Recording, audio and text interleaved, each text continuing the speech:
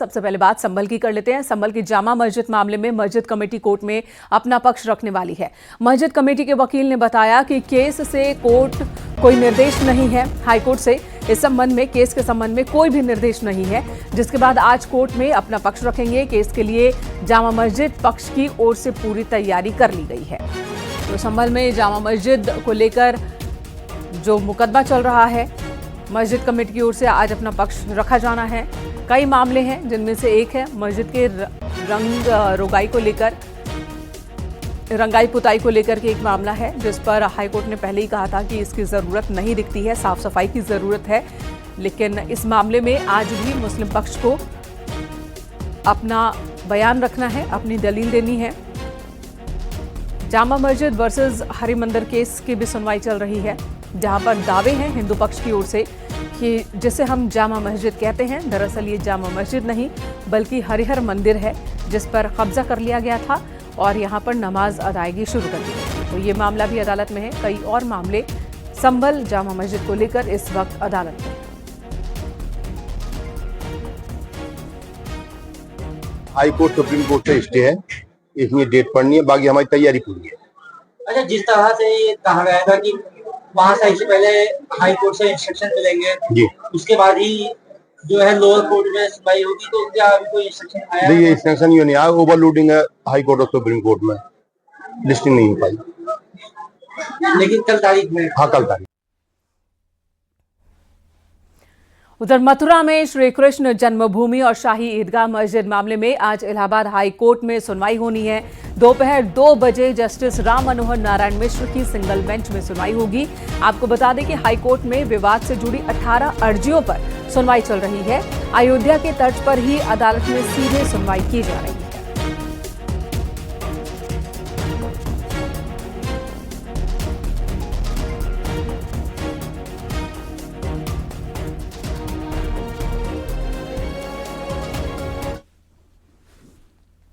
गाजियाबाद में पुलिस और बदमाशों के बीच मुठभेड़ हुई। मौके से कुख्यात लुटेरा गुड्डू उर्फ शादाब को गिरफ्तार किया गया।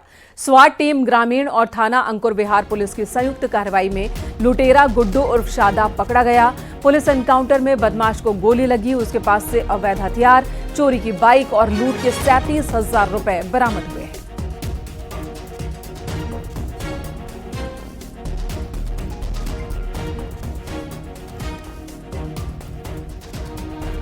संदिग्ध हालत में आता दिखाई दिया बाइक से। पुलिस द्वारा उसे टोका गया तो उसने तमंचा निकाल करके पुलिस के ऊपर जानलेवा फायर कर दिया। पुलिस ने जवाबी कार्रवाई करते हुए उसके ऊपर फायर किया आत्मरक्षार्थ के लिए, जिससे उसके पैर में गोली लगी है। आरोपी को जो है वो अस्पताल रवाना किया गया है तथा आवश्यक वैधानिक कार्रवाई की जा रही है। लखनऊ से खबर, जहां अंसल ग्रुप पर एफआईआर दर्ज हुई है। एलडीए ने अंसल ग्रुप के खिलाफ केस दर्ज कराया है। सीएम योगी के आदेश पर यह एफआईआर दर्ज की गई है। प्रणव अंसल, सुशील अंसल पर एफआईआर दर्ज की गई है। सुनील गुप्ता और विनय सिंह समेत कई के नाम इस एफआईआर में हैं। गंभीर धाराओं में गोमती नगर थाने में केस दर्ज हुआ है। अंसल ग्रुप पर बायर से धोखाधड़ी का मामला है और इसी मामले में एक्शन चल रहा है। कई जगहों पर अब तक छापेमारी हो चुकी है। कई और नए एफआईआर भी दर्ज किए गए हैं। एलडीए यानी कि लखनऊ विकास प्राधिकरण की ओर से ये केसेस दर्ज करवाए गए हैं। सीएम योगी आदित्यनाथ ने निर्देश दिए थे, जिसके बाद अंसल ग्रुप पर और भी ज्यादा सख्त कार्रवाई की तैयारी में प्रशासन।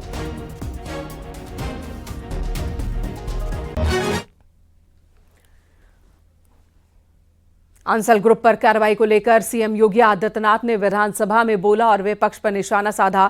सीएम ने कहा कि होम बायर्स से खिलवाड़ नहीं होने देंगे, पाताल से भी निकालकर सजा देंगे। ये बात उन्होंने सदन के पटल पर भी रखी। अंसल ग्रुप जिस पर आरोप है कि कई बायर्स से पैसे ठगे हैं, कई बायर्स के पैसे लेकर अंसल ग्रुप ने उन्हें घर नहीं दिया। निवेशकों का पैसा हड़पने का, धोखाधड़ी का आरोप है। अंसल ग्रुप के कई ठिकानों पर अब तक छापेमारी हो चुकी है और सीएम योगी आदित्यनाथ ने इस बात की जानकारी विधानसभा में दी और साथ ही ये भरोसा कि पाताल से भी निकालकर सजा दिलवाएंगे। ये अंसल तो आप ही की उपस्थिति थी। आप ही के समय में उसको उसकी सारी इलीगल मांगों को पूरा करके निवेशकों के साथ और होम बायर्स के साथ धोखा हुआ है।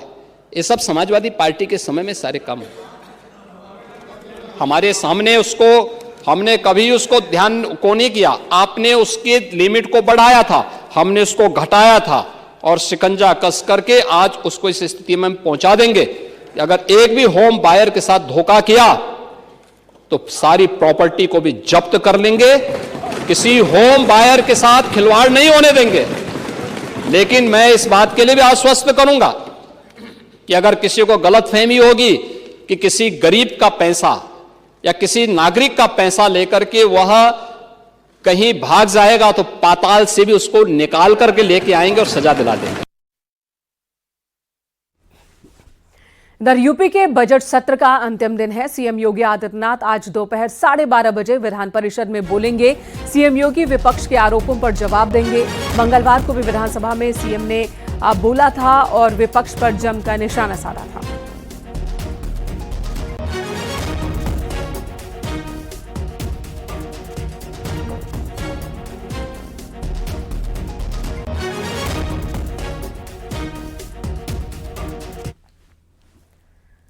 औरंगजेब की तारीफ करना अबू आजमी को और ज्यादा परेशान कर सकता है, उनके मुश्किल में उन्हें डाल सकता है। पुलिस ने एफआईआर कर दी है। अब विधानसभा से भी खबरें आ रही है कि स्पीकर कोई कार्रवाई कर सकते हैं, क्योंकि सत्ताधारी महायुति के नेताओं की तरफ से बकायदा ये मांग स्पीकर से की गई है।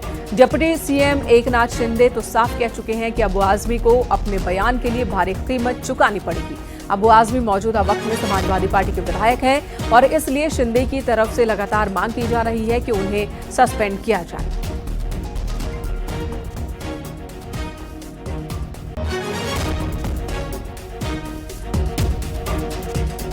औरंगजेब का जो क्या कहा है उसने, औरंगजेब के बारे में अच्छा प्रशासक है, उसका धिक्कार किया है, निंदा कर दी है, निषेध किया हुआ है।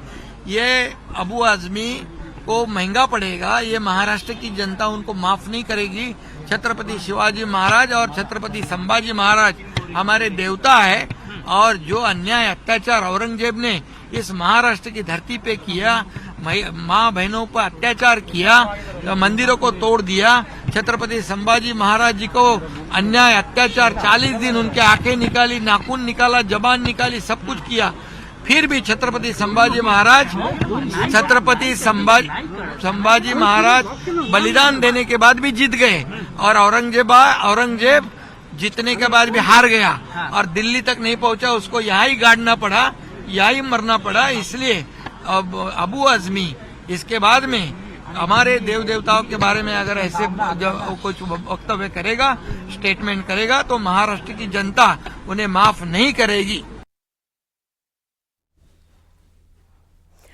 विवाद के बाद अबू आजमी ने बयान वापस ले लिया है। जी हां, जिस बयान पर इतना हंगामा हुआ उसे वापस ले लिया गया। अबू आजमी की तरफ से दलील दी गई है कि उनके बयान को तोड़ मरोड़ कर पेश किया गया और बयान में किसी भी महापुरुष का अनादर उन्होंने नहीं किया था। लेकिन लोगों की भावनाएं अगर आहत हुई हैं तो बयान वापस लेते हैं। साथ में उन्होंने महायुति पर नफरत फैलाने के आरोप लगाए और कहा कि अगर उन्हें कुछ भी हुआ तो इसकी जिम्मेदारी सरकार की होगी। इसलिए वापस ले रहा हूं। हालांकि मेरा बयान नहीं है, यह बयान तो हिस्टोरियन लोगों का है कि लोगों में एक आहत हो गई है, लोगों को एक गलत तरीके से मेरे खिलाफ भड़का दिया गया है, इसलिए मैं अपने बयान को वापस लेता हूं। देखिए, सरकार में बैठे हुए लोग ही तो मेरे खिलाफ नफरत पैदा कर रहे हैं। मैं एक बार उनको जरूर सूचित कर दूंगा कि मुझे बहुत गालियां आ रही हैं। अब अगर मुझे कुछ होगा तो सरकार की जिम्मेदारी है। तो इस तरह से इस मसले पर बवाल मचा हुआ है।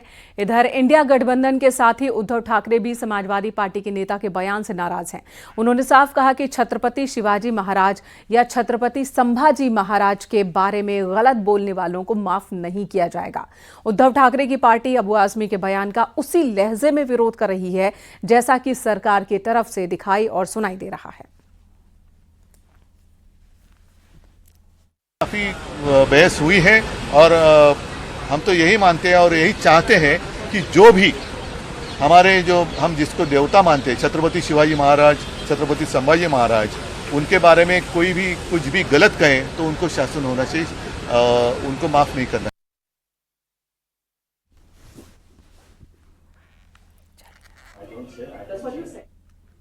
तो अबू आजमी पर देखिए किस तरह से बवाल मचा हुआ है। अबू आजमी ने औरंगजेब को महान क्या बताया। फिलहाल वो सबके निशाने पर हैं। सत्ताधारी पार्टी महाराष्ट्र में वो तो निशाने पर ले ही रही है। अब उद्धव ठाकरे की ओर से भी उनका विरोध किया गया है। अबू आजमी की मुश्किलें बढ़ती दिख रही हैं, भले ही उन्होंने इसके लिए माफी मांग ली हो।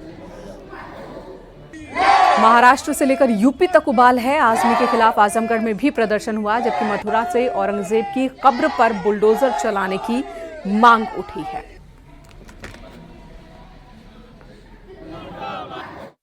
हमारे भारतीय इतिहास का सबसे अत्याचारी और क्रूर शासक रहा है।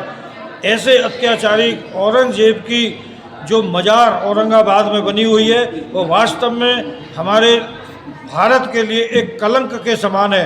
हम चाहते हैं कि जल्दी से जल्दी उस मजार को वहाँ से नेस्त नाबूद कर दिया जाए। उस मजार का हमेशा हमेशा के लिए अस्तित्व समाप्त कर दिया जाए। सभी सनातन हिंदू चाहते हैं कि ऐसे आतताई, ऐसे दुर्दांत अत्याचारी औरंगजेब की कब्र हिंदुस्तान में क्या कर रही है। ऐसे व्यक्ति की कब्र को कांग्रेस सरकार ने संजोए रखा, ये बहुत ही दुर्भाग्यपूर्ण है। औरंगजेब की कब्र को तुरंत बुलडोजर चला कर हटा देना चाहिए। यही सभी सनातन हिंदुओं ने आज यहाँ पर मांग की है। हमारी भारत सरकार से अपील है, महाराष्ट्र सरकार से अपील है, किसी भी औरंगजेब जैसे मुगल शासक की कब्र को हिंदुस्तान सहन नहीं करेगा। अबू आजमी के बढ़ते विरोध के बीच एक खबर गोवा से, जहां उनके बेटे फरहान भी मुश्किल में फंस गए। फरहान आजमी पर सार्वजनिक जगह पर मारपीट और शांति भंग करने के मामले में आरोप दर्ज हुआ है, केस दर्ज हुआ है। मामला सोमवार देर रात का है, जब फरहान का गोवा के स्थानीय लोगों से झगड़ा हुआ।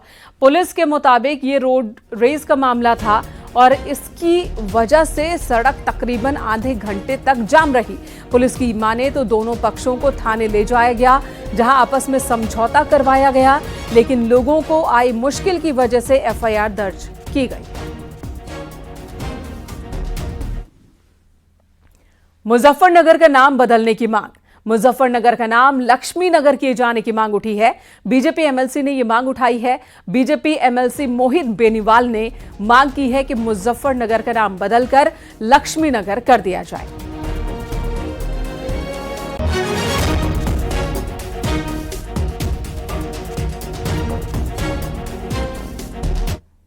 का इलाहाबाद से नाम बदल करके प्रयागराज करना उसका एक अनूठा उदाहरण है। अधिष्ठाता महोदय, मैं आपके माध्यम से एक ऐतिहासिक मांग करना चाहता हूं और महाभारत काल से जुड़े जनपद मुजफ्फरनगर का नाम बदल करके लक्ष्मी नगर करने की मांग इस सदन के माध्यम से करना चाहता हूं। महाभारत काल से जुड़े इस जनपद का नाम बदलने का प्रश्न केवल एक प्रश्न मात्र नहीं, बल्कि यह हमारे सांस्कृतिक गौरव, सभ्यता के पुनर्जागरण और ऐतिहासिक सत्य की पुनर्स्थापना का संकल्प है। द अलीगढ़ मुस्लिम विश्वविद्यालय में होली मिलन समारोह के आयोजन की अनुमति नहीं दिए जाने का मामला गर्माता जा रहा है। एलएलएम के छात्र अखिल कौशल ने दावा किया कि उन्होंने एएमयू के एनआरएससी क्लब में 9 मार्च को होली मिलन समारोह आयोजित करने के लिए प्रॉक्टर और कुलपति से अनुमति मांगी थी, लेकिन विश्वविद्यालय प्रशासन ने अनुमति देने से इनकार कर दिया। इस फैसले के विरोध में अब हिंदू छात्र प्रधानमंत्री नरेंद्र मोदी को पत्र लिखकर हस्तक्षेप की मांग की तैयारी में है।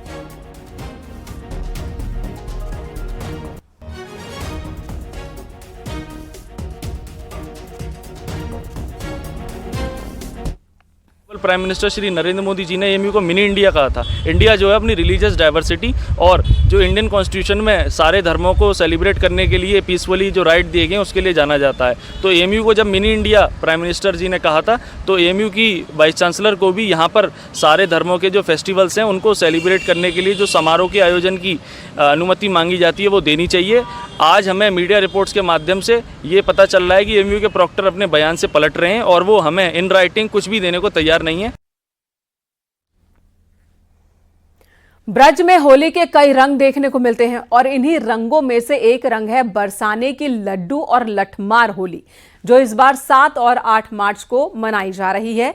डीआईजी ने बताया कि बरसाने की होली को सकुशल संपन्न कराने के लिए मेला क्षेत्र को 7 जोन और 18 सेक्टर में बांटा गया है। मेला क्षेत्र में होल्डिंग एरिया और बड़ी संख्या में पार्किंग भी बनाई गई है। उधर सीसीटीवी और ड्रोन से भी भीड़ पर नजर रखी जाएगी। पार्किंग के लिए क्यूआर कोड की व्यवस्था की जाएगी। वहीं मुख्यमंत्री योगी आदित्यनाथ का भी बरसाना पहुंचने का कार्यक्रम है।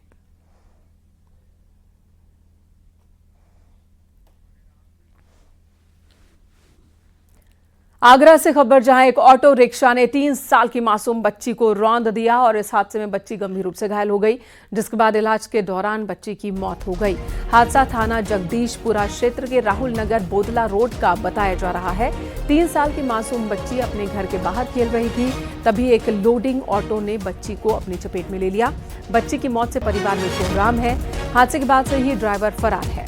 सूचना पर पहुंची थाना पुलिस ने जांच पड़ताल की शुरुआत कर दी।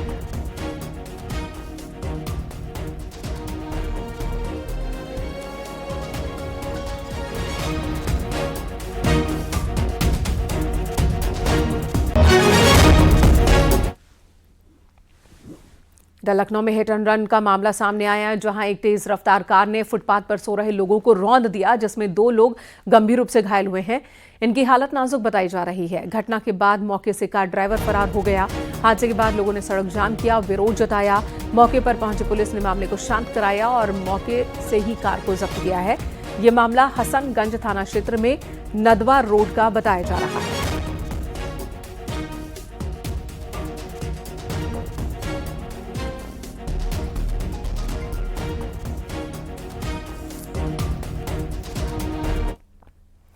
गोरखपुर में महाकुंभ में अच्छा काम करने वाले 45 कर्मचारियों को सम्मानित किया गया। रेल सप्ताह कार्यक्रम के दौरान उन्हें सम्मानित किया गया और इस मौके पर महाप्रबंधक ने कहा कि पूर्वोत्तर रेलवे अपने तीनों मंडलों इज्जतनगर, वाराणसी और लखनऊ से यात्रियों को सुरक्षित और आरामदायक यात्रा सुविधा उपलब्ध करा रहा है और महाकुंभ में भी कर्मचारी पूरी तरह से तत्पर दिखे। Thank you PCW sir.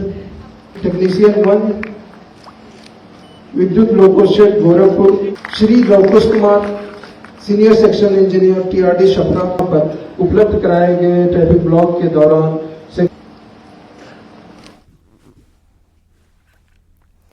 रामनगरी में पवित्र धार्मिक स्थल अब श्रद्धालुओं के लिए एक नई डिजिटल यात्रा का हिस्सा बन गए हैं। अयोध्या विकास प्राधिकरण और वन प्ले ग्रुप की ओर से लॉन्च किया गया अयोध्या यात्रा ऐप भक्तों को यहां के प्रमुख मंदिरों और धार्मिक स्थलों के लाइव दर्शन और 360 डिग्री वर्चुअल टूर का अनुभव कराएगा। इस ऐप को एंड्रॉयड और iOS दोनों ही फोन पर उपलब्ध कराया गया है। इससे श्रद्धालु दुनिया भर से अयोध्या की दिव्यता को अपनी उंगली पर महसूस कर सकेंगे। 20 से ज्यादा मंदिरों के लाइव दर्शन हो सकेंगे और पर्सनलाइज्ड पूजन का भी अनुभव हासिल कर सकते हैं श्रद्धालु।